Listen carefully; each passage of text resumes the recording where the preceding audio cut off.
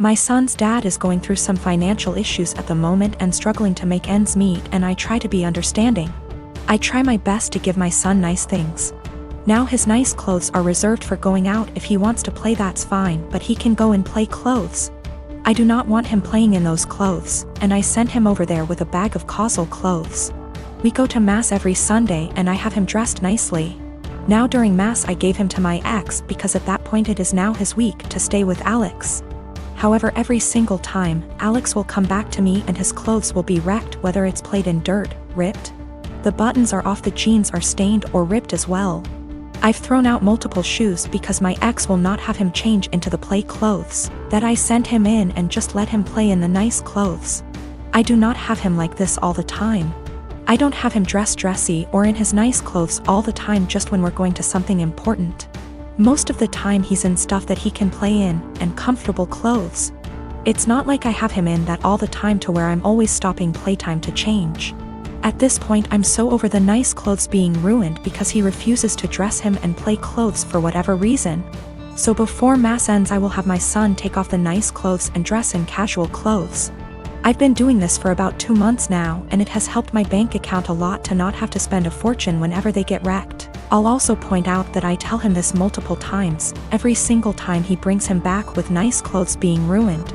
I will send him a message reminding him to please put him in play clothes before he plays in the mud or the park, etc. However, lately my ex has been very upset that I'm not sending him in nice clothes.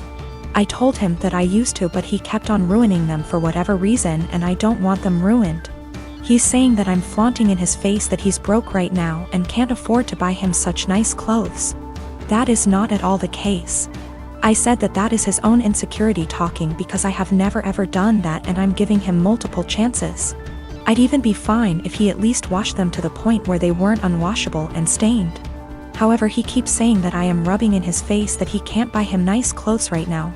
He needs those clothes whenever they go out to somewhere nice, and I'm being an asshole to him because he lets his kid play, and I don't want him to enjoy his time with his son and they're just clothes.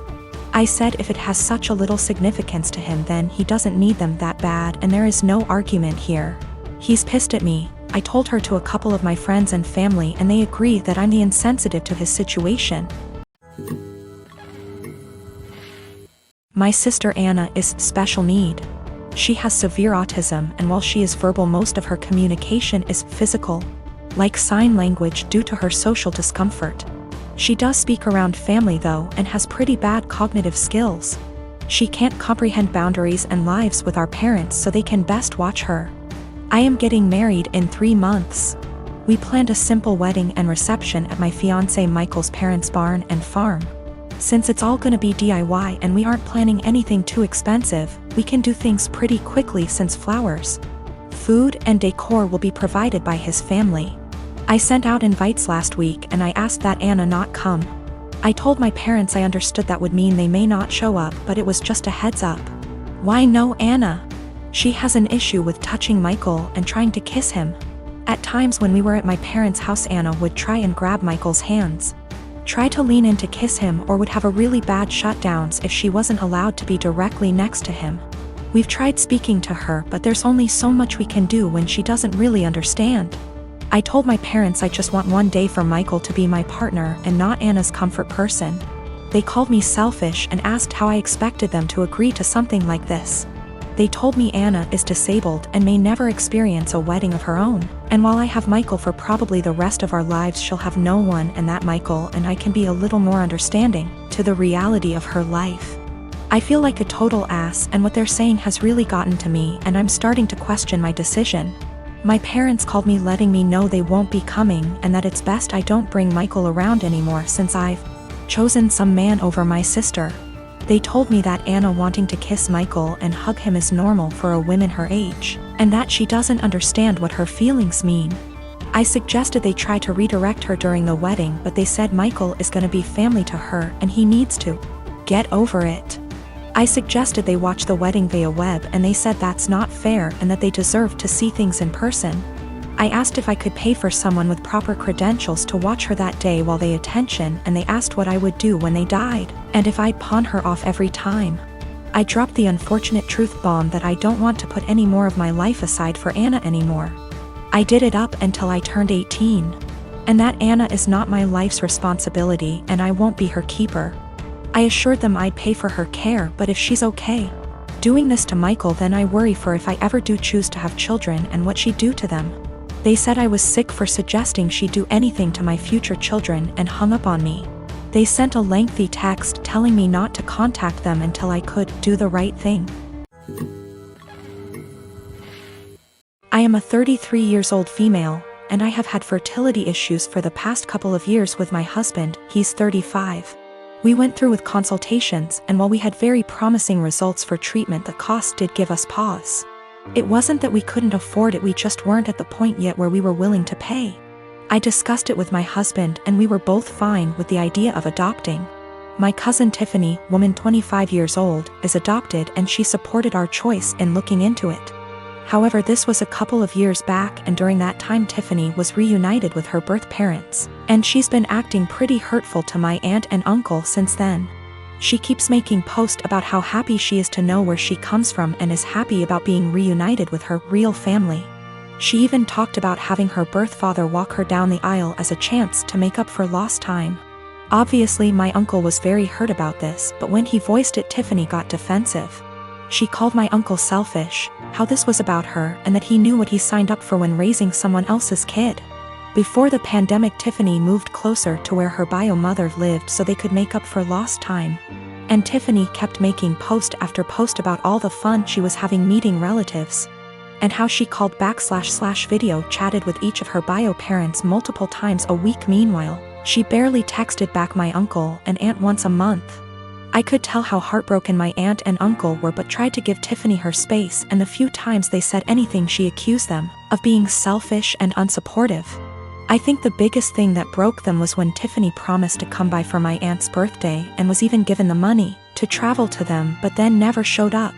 She called literally the day before to say that her bio mom had an emergency so she wasn't going to make it, but didn't give back the money. I am completely disgusted by Tiffany's behavior, and while I haven't completely ruled out adoption entirely, I did want to give medical-assisted conception a try. My husband supported this, and we are now currently expecting. After we made our announcement, Tiffany messaged me asking why I would spend thousands on creating a child when I could help one who already existed. I tried to play it off, but Tiffany kept pressing and calling me a bad person when there are so many children who desperately need a home, and overpopulation. It got to the point where she was pissing me off, and I just came clean and said that her behavior towards the people who loved and raised her was the reason.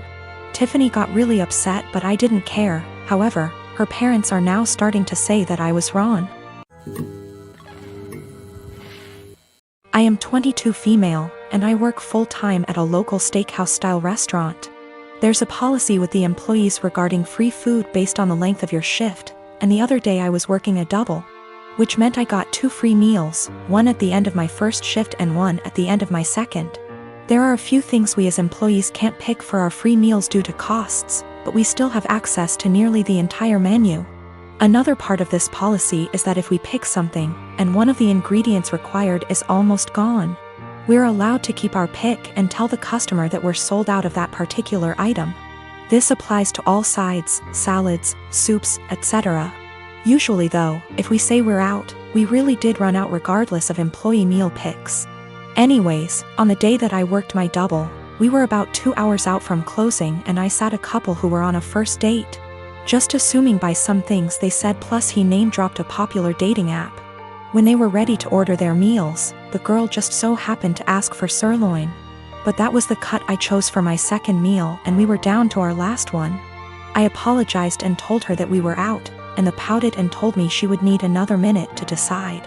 Her date shot me a dirty look and told me he needed more time now, too, so I went to check on my other tables. They seemed to be having a good date, laughing a lot and smiling. But they were immediately quiet and standoffish every time I checked on them, and interrupted me with, "Just the check, please," while I was asking if they'd like any dessert. I brushed it off, as it's not the first time I've had a rude customer, and brought them their bill. He wrote a big 0 on the tip line and a little note that read, "Thanks for ruining my date. Hope your night sucks too." I told my coworkers during closing, who all agreed the guy was being an ass.